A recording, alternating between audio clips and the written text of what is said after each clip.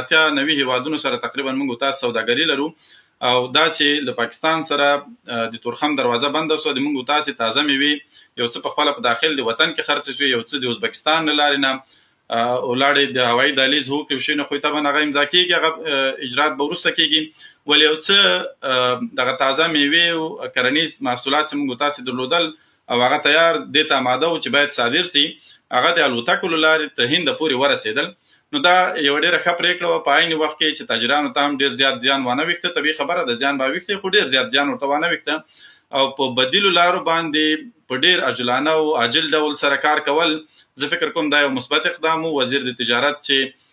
په ډیر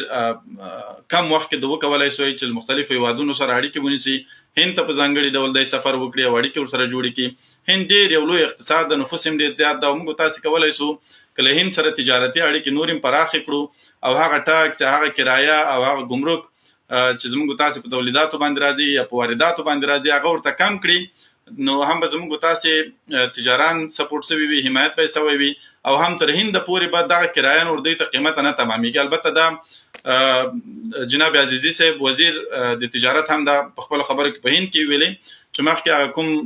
قیمت چې په دوی باندې په تیاره کې په انتقال راته مثلا فکر کوم په فی ټنو که فی کیلو که څومره ویل چې $1 راته هغه به اوس 80 سنت اخیستل کیږي یعنې له $1 نه قیمت راټیټه کړی ده ورته 80 سنټو ته دا په دې معنا ده چې دوی خپله په یو شکل لکه سبسایډي یا سبسیډي سي ورکوي او له تاجرانو سره کومک کوي دا مثبت اقدام زه ارزوم له ازبکستان او هند سره د اړیکو پیاوړي کول به حد اقل په پاکستان دا فشار وارد کړي چې دوی په راتلونکي کې د افغانستان سره نور دغه اقتصادي لوبه ونه کړي چې هر کله د افغانانو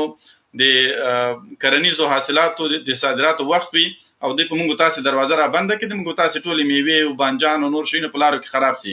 اوس په پاکستان هم فشار ده داسې نه ده چې یوازې په افغانستان فشار ده تاسو که دا اوس پېښور ته لاړ سئ نمک منډۍ ته چیرې چې دغه 2 نمبر یا دغه جعلي یا ډېرې بې کیفیته دواګانې چې خاص هلته پې لیکلي دي چې اونلی فار ایکسپورټ ټو افغانستان یعنی یوازې افغانستان ته د صادراتو لپاره دا جوړیږي کیفیت یې ډېر ټیټ ده هغه نمک منډۍ له شکست سره مخ ده تقریبا د بندېدو په حالت کې ده په هغو ډېر زیات فشار وارد شوی